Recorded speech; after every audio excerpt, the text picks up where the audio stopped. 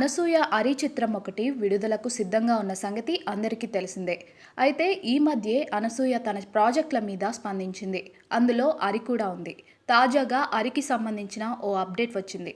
Paper boy వంటి sensible స్టోరీతో అందరినీ ఆకట్టుకునేలా తీశాడు దర్శకుడు జయశంకర్. పేపర్ బాయ్ సినిమాతో హీరోగా సంతోష్ శోభన్ను నిలబెట్టేశాడు జయశంకర్. ఇక రెండో ప్రాజెక్ట్ను జయశంకర్ పూర్తి చేశాడు.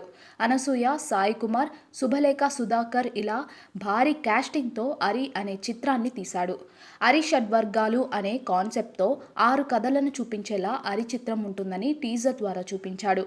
అరి చిత్రం నుంచి కృష్ణుడి మీద కంపోజ్ చేసిన పాట అందరినీ ఆకట్టుకుంది. మంగ్లీ పాడిన ఈ పాట అప్పట్లో బాగానే ట్రెండ్ అయింది. అయితే ఇప్పుడు అరి అనే చిత్రాన్ని వినూత్నంగా ప్రచారం చేస్తున్నారు. లోకల్గా అరిని తీసుకెళ్లే ప్రయత్నం చేస్తున్నారు. మంగ్లీ పాడిన ఈ కృష్ణుడి సాంగ్ను కరీంనగర్లో లోకల్ సింగర్లతో పాడిస్తున్నారు. అలా వీధుల్లో అరి పాట మార్మోగిపోతోంది.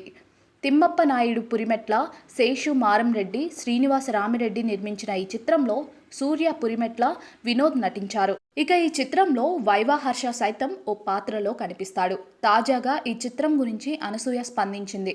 అనసూయ రీసెంట్గానే తన అభిమానులతో ముచ్చటించింది.